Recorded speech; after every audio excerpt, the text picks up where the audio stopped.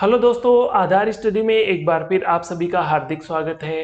दोस्तों, आप रीट एग्जाम की तैयारी कर रहे हो और आपका जो सब्जेक्ट है वो एसएसटी सब्जेक्ट है। तो आपने सिलेबस में देखा होगा, एसएसटी सिलेबस में जो पहली इकाई दे रखी है वो पहली इकाई है भारतीय सभ्यता, संस्कृति एवं समाज। ये जो आपके सामने लिखा हुआ है ये पहली आपकी इकाई है सिलेबस की। और इस पहली इकाई के जो सबटाइटल्स हैं वो है सिंधु घाटी सभ्यता, वैदिक संस्कृति, ग्रामीण परिवेश एवं शहरी जनजीवन। ये उसके सबटाइटल्स हैं। तो आज से इस वीडियो से अपन सिंधु घाटी सभ्यता स्टार्ट कर रहे हैं और आगे आने वाले हर वीडियो में आपको एसएसटी का जो सिलेबस दे रखा है उस सिलेबस के अकॉर्डिंग कंप्लीट कोर्स करवाया जाएगा। अगर आप रीट के अलावा अन्य किसी एग्जाम की तैयारी कर रहे हो और आपके सिलेबस में सिंधु घाटी सभ्यता या आगे आने वाले जो वीडियो आपके सिलेबस के अकॉर्डिंग मैच होते हैं तो भी आप हमारे वीडियो देख सकते हो, हमारे चैनल को सब्सक्राइब कर सकते हो। तो दोस्तों स्टार्ट करते हैं अपन सिंधु घाटी सभ्यता से। दोस्तों अपन बात कर रहे हैं आज से लगभग 5000 साल पहले की, क्योंकि सिंधु घाटी जो सभ्यता है वो जो सर जॉन मार्शल है, एक पुरातात्विक मनोवैज्ञानिक है सर जॉन मार्शल। उन्होंने जो सिंधु घाटी सभ्यता है उसका काल बताया है 3250 से लेकर 2750 ईस्वी पूर्व का काल बताया है। और एक अन्य पुरातात्विक वैज्ञानिक है, उनका नाम है रोमिला थापर। उन्होंने इसका काल बताया है 2350 से लेकर 1750 ईस्वी पूर्व का। तो अपन अंदाजन या लगभग ये कह सकते हैं कि ये लगभग 5000 साल पुरानी सभ्यता है। तो दोस्तों 5000 साल पहले के लोग किस प्रकार से रहते थे, वो क्या खाते थे, किस प्रकार से उनका पहनावा था, वो कौन कौन सी वस्तुएं काम में लेते थे, क्या उनकी सभ्यता और कैसी उनकी संस्कृति थी, इन सब के बारे में अपन चर्चा करने जा रहे हैं। और यहाँ से आपके एग्जाम में कैसे क्वेश्चन पूछे जाएंगे उन सब के बारे में भी अपन देखेंगे। तो सबसे पहले बात करते हैं सिंधु घाटी सभ्यता। सिंधु घाटी सभ्यता जो थी उसकी 3 मुख्य राजधानियां मानी जाती है, या अपन कह सकते हैं कि उसके 3 बड़े क्षेत्र ऐसे हैं जहां से सिंधु घाटी सभ्यता की खोज की गई। वो 3 बड़े क्षेत्र कौन कौन से हैं? वो 3 बड़े हैं, एक तो है कालीबंगा, दूसरा है हड़प्पा और तीसरा है मोहनजोदड़ो। तो ये 3 बड़ी राजधानियां हैं जहां से सिंधु घाटी सभ्यता की खोज की गई। सिंधु घाटी सभ्यता को सैंधव सभ्यता भी कहते हैं और सिंधु घाटी सभ्यता को हड़प्पा सभ्यता भी कहते हैं। हड़प्पा सभ्यता इसलिए कहते हैं क्योंकि सिंधु घाटी सभ्यता की जो खोज की गई उनमें सबसे पहले हड़प्पा जो एक गांव का नाम था, उस हड़प्पा नामक स्थान पर खुदाई की गई और वहां से सिंधु घाटी सभ्यता की खोज हुई। तो सबसे पहले खोज की गई और सबसे विस्तृत खोज की गई, इसलिए सिंधु घाटी सभ्यता को हड़प्पा सभ्यता भी कहते हैं। सिंधु घाटी सभ्यता के जो लोग थे वो कांसे से परिचित थे, इसलिए इसको कांस्य युगीन सभ्यता भी अपन कह सकते हैं। इसके अलावा सिंधु घाटी सभ्यता के लोग लोहे से परिचित नहीं थे। आपके एग्जाम में पूछा जा सकता है कि सिंधु घाटी सभ्यता के लोग किन किन चीजों से परिचित थे, तो एक ऑप्शन में आपको लोहा दे देगा। तो लोहे से यहाँ के लोग परिचित नहीं थे, ये बात आप ध्यान में रखनी है। इसके अलावा सिंधु घाटी सभ्यता के अब तक लगभग 2800 स्थानों पर इसकी खोज की जा चुकी है। लगभग 2800 क्षेत्र ऐसे हैं जहां पर सिंधु घाटी सभ्यता की स्थलों की खोज की जा चुकी है। भौगोलिक क्षेत्र अगर सिंधु घाटी सभ्यता का देखें तो वो है 12,99,600 वर्ग किलोमीटर। इतने लंबी एरिया में सिंधु घाटी सभ्यता विस्तृत थी और इसका आकार त्रिभुजाकार में यह सिंधु घाटी सभ्यता थी। रेडियो कार्बन 14, ये कई एग्जामों में पूछा गया है। रेडियो कार्बन 14 ये तिथि निर्धारण करने की एक विधि है। इसके माध्यम से ये पता लगाया जाता है कि यहाँ से मिलने वाली जो सामग्रियां हैं वो कितनी पुरानी है, कितने साल पुरानी है।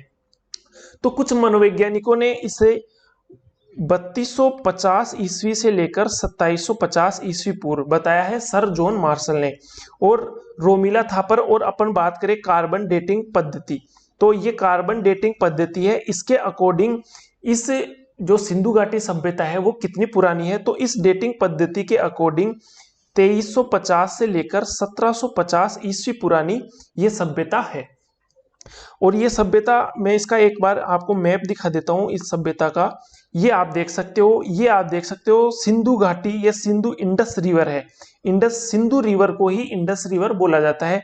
और ये यहाँ पर आप देखो मोहनजोदाड़ो, ये मोहनजोदड़ो यहाँ पर सिंधु नदी के पास में ये सभ्यता है।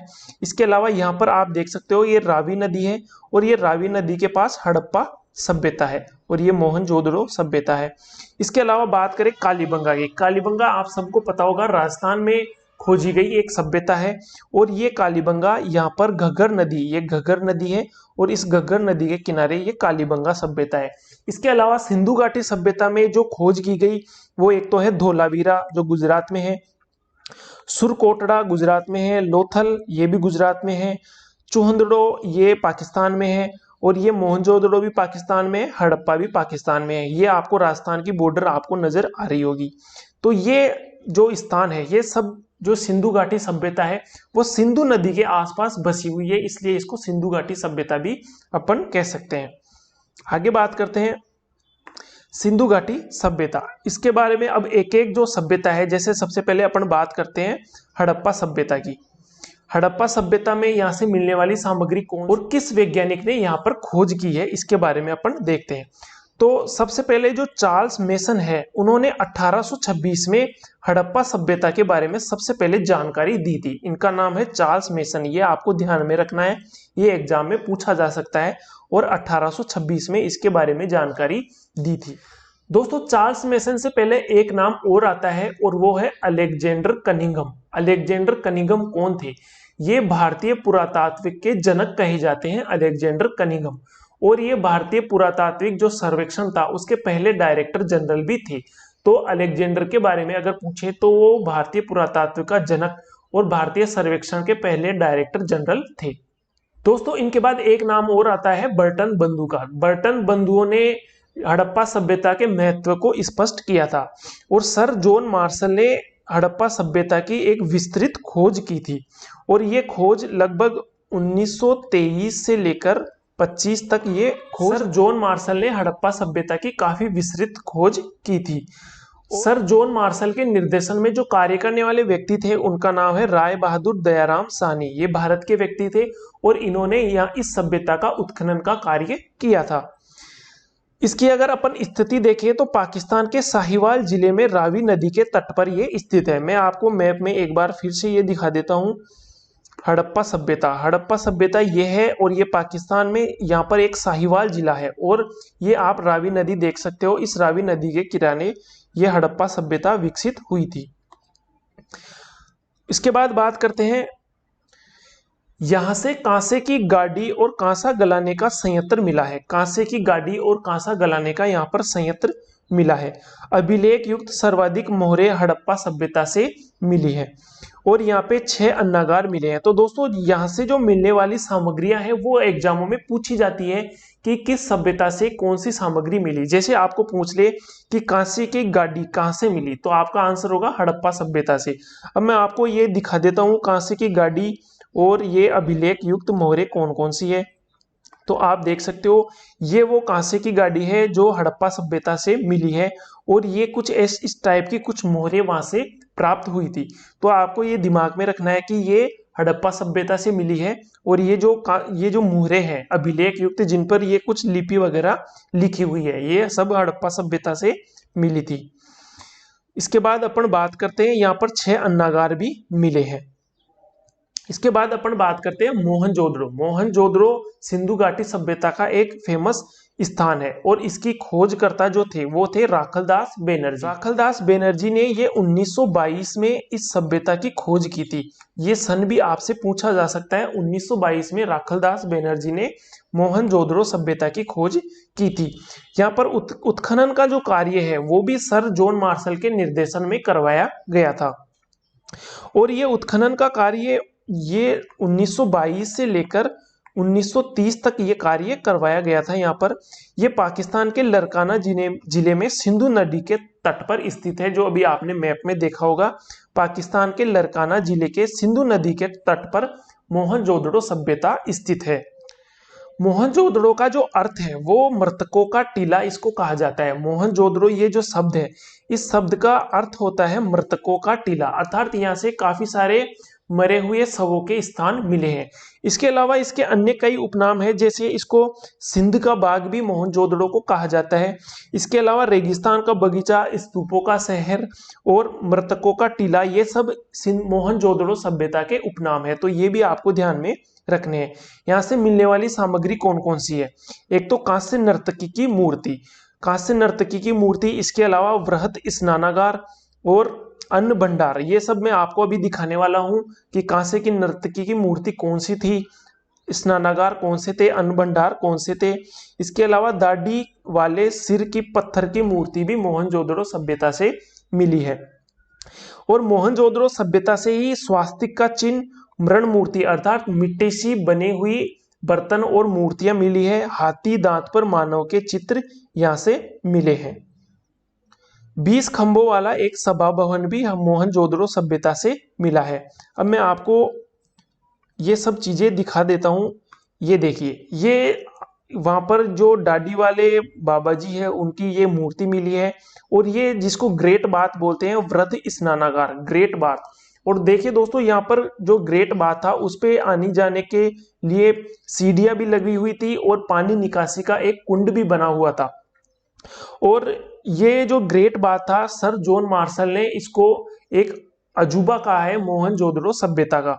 यहाँ से ये कुछ बेल की आकृति मिली है, एक सींग वाले बेल की आकृति मिली है, ये कांसे की नर्तकी की मूर्ति है।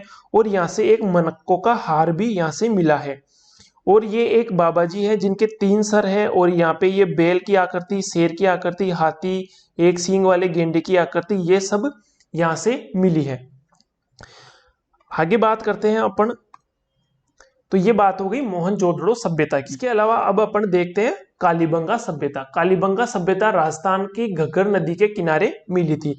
और कालीबंगा सभ्यता की जो खोज करने वाले थे वो अमलानंद घोष, या इनको ए घोष के नाम से भी जाना जाता है शॉर्ट फॉर्म में। और ये खोज इन्होंने की थी 1953 ईस्वी में। दोस्तों, कालीबंगा जो सभ्यता थी उसको दशरथ शर्मा ने सिंधु घाटी सभ्यता की तीसरी राजधानी कहा है। तो ये नाम भी आपको ध्यान में रखना है। दशरथ शर्मा ने कालीबंगा सभ्यता को सिंधु घाटी की तीसरी राजधानी कहा था। यहाँ पर जो उत्खनन का कार्य करने वाले थे वो बीबी लाल और बीके थापर के निर्देशन में हुआ था। और ये 1961 में उत्खनन का कार्य कालीबंगा में हुआ था। इसकी स्थिति की बात करें तो ये राजस्थान के हनुमानगढ़ जिले में सरस्वती नदी के तट पर है। सरस्वती नदी का ही दूसरा नाम घग्गर नदी है। तो घग्गर नदी या सरस्वती नदी के किनारे कालीबंगा सभ्यता मिली थी। अर्थ इसका होता है काले रंग की चूड़ियां। कालीबंगा का अर्थ अपन निकाले तो ये होता है काले रंग की चूड़ियां।